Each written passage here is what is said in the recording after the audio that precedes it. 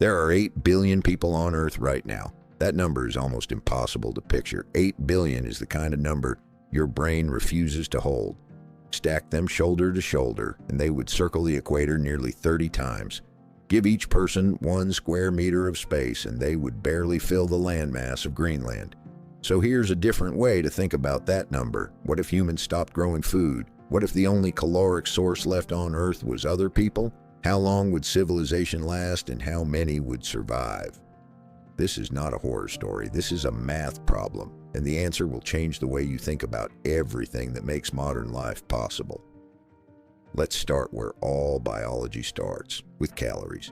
Your body needs roughly 2,000 calories per day to function at rest. Under cold temperatures, physical stress, or heavy labor, that number climbs. But 2,000 is the baseline. That is what keeps you alive. Now, the question you have probably never been asked: how many calories does a human body actually contain? James Cole, a professor at the University of Brighton, answered this rigorously and published the results in 2017 in the journal Scientific Reports. He calculated the caloric yield of each part of the human body: muscle groups, organs, fat deposits, connective tissue, and compared the numbers to equivalent butchered portions from other animals. His conclusion: an average adult human body contains approximately 125,000 to 144,000 calories of consumable tissue. That sounds like a lot. Then you do the division. At 2,000 calories per day, one human body sustains one other person for roughly 62 to 72 days, just over 2 months. Now compare that to what your ancestors actually hunted.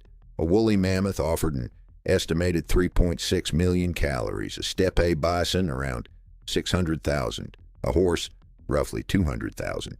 Even a beaver yields more caloric density per kilogram than a human. James Cole made this comparison explicitly. His conclusion was striking. Humans were one of the lowest calorie large mammals available to Paleolithic hunters. By the nutritional logic of the Pleistocene, you are not worth hunting. That single comparison reframes nearly every historical account of cannibalism ever documented. If eating people barely works nutritionally, why did it happen at all? The archaeological record gives a consistent answer: it happened when everything else ran out. Now let's run the global scenario forward. 8 billion people, each containing approximately 125,000 calories, each consuming 2,000 calories per day. Imagine a group of 50 people attempting to survive this way. They consume one person's calories roughly every day and a half. That means they need approximately 20 people per month to maintain the group at full capacity. By the end of month 1, 30 survive. By the end of month 2, 10 survive. By the end of month 3, 0. The group has fed itself to extinction in under 90 days. Scale that up globally. 8 billion becomes 4 billion every 2 months. 4 becomes 2, 2 becomes 1. The curve does not flatten, it accelerates downward.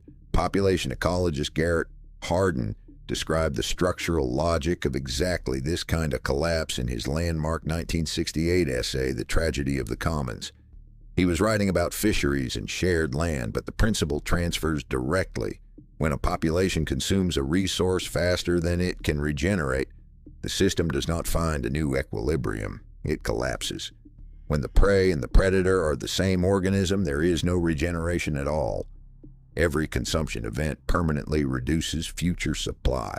Under pure mathematical pressure, with no other variables, functional global collapse would arrive within 5 to 8 years. But the math is never pure, because humans do not behave like passive caloric units waiting to be consumed. They form coalitions, they flee, they build defenses, and the moment group dynamics enter the equation, the scenario branches in a dozen directions at once. Some groups would be consumed faster, others would survive longer by preying on smaller or weaker groups first. Social hierarchies would form, exactly as they always have under resource pressure. The people with the most power would eat last. The people with the least would be consumed first. This is not speculation. The closest real-world parallels are historical. During the siege of Leningrad, which lasted 872 days between 1941 and 1944, the city's food supply was nearly completely cut off. At the worst point, civilians were surviving on 125 grams of bread per day, roughly 250 calories. Documented cases of survival cannibalism emerged. The city's population fell from roughly 3.4 million to under 2 million. Those who survived did so primarily through a narrow supply corridor across the frozen Lake Ladoga, not through any internal food strategy. The Irish famine of 1845 to 1852 killed approximately 1 million people and drove over 1 million more to immigrate, reducing Ireland's population by 25% in under a decade. In both cases, cannibalism appeared only at the extreme margins. The math of starvation killed people far faster than the social threshold could collapse. This pattern appears consistently across every major historical famine. Cannibalism does not emerge as a widespread population behavior. It emerges in isolated individuals and small groups after every other option has been exhausted. Now here is the biological layer the calorie math completely ignores. Eating members of your own species is uniquely dangerous, and for a reason that has nothing to do with morality. Prion diseases, misfolded proteins that trigger cascading neurological damage, are transmitted most efficiently through consuming the brain and spinal tissue of members of your own species. Your immune system has almost no defense against them because the rogue proteins are structurally identical to your own. The Fore people of Papua New Guinea provide the most complete modern data set on this mechanism. Beginning in the mid-20th century, a fatal neurological disease called Kuru swept through their communities. Medical anthropologist D. Carlton Gajasek, who would later receive the Nobel Prize in Physiology or Medicine for his work on prion diseases, documented the epidemic in detail through the 1950s and 1960s. Kuru was transmitted through funeral practices that included consuming the flesh and brain tissue of the recently deceased. At its peak, the disease was killing between 1% and 2% of the Fore population annually. Women and children were disproportionately affected because they participated more frequently in funeral rites. When the practice ended, the disease stopped spreading. Within 2 generations, the epidemic was effectively over. The Fore survived because they stopped before the math completed. The most psychologically revealing cases are not the ancient ones. They are recent ones with first-hand testimony. The survivors of the Andes air crash in 1972, 45 people stranded for 72 days at altitude with no food, refused for weeks to consume the bodies of those who had died in the crash, even as they were starving to death themselves. The psychological barrier held long past the point of rational survival calculus. Psychologist Paul Rozin at the University of Pennsylvania, who has spent decades researching what he calls the laws of sympathetic magic, found that humans instinctively categorize other humans as a fundamentally different class of food source than animals. The revulsion is immediate, automatic, and extremely resistant to rational override, even when the rational case for survival is overwhelming. This is the layer the calorie math cannot see. In a real global collapse scenario, most people would not turn to cannibalism even while starving. History confirms this repeatedly. The populations that survived were almost never distinguished by their willingness to cross that threshold. They were distinguished by their ability to hold out long enough for an alternative to appear. So how many people would actually be left?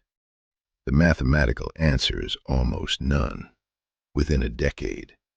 on a curve that accelerates faster than any epidemic in recorded history.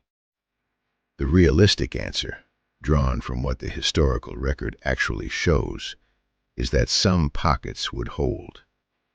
Geographically isolated populations with diverse local ecologies and defensible terrain would last longest. But there is no steady state. There is no population level at which consuming other humans becomes a viable long-term food strategy. The biology kills you before the supply runs out. And this brings you back to the number you started with. There are 8 billion people on Earth right now because 10,000 years ago, your ancestors made a different structural decision. Before agriculture, the estimated global human population was somewhere between 1 and 15 million people. Dispersed, mobile, dependent entirely on what the local environment produced in any given season. Agriculture did not just add calories. It broke the zero-sum predator-prey dynamic that had governed every other large mammal on Earth for millions of years. It created surplus. Surplus created stability. Stability, compounded across 10,000 years of accumulated knowledge and innovation, created 8 billion. 8 billion is not a coincidence. It is the result of a species choosing, generation after generation, to build a system that feeds itself without consuming itself. Your discomfort with this question is not simply a moral response. It is something older than morality. It is a survival algorithm compressed into your intuitions over hundreds of thousands of years of selection pressure, across every group that consumed itself to collapse, and every group that found a different answer just in time. You already knew where this was going before the math finished. The system only survives if you do not consume it. There are 8 billion people on Earth right now. That number exists because enough of your ancestors understood something far stranger than anything the math reveals. They understood the math would kill them, and they chose a different equation.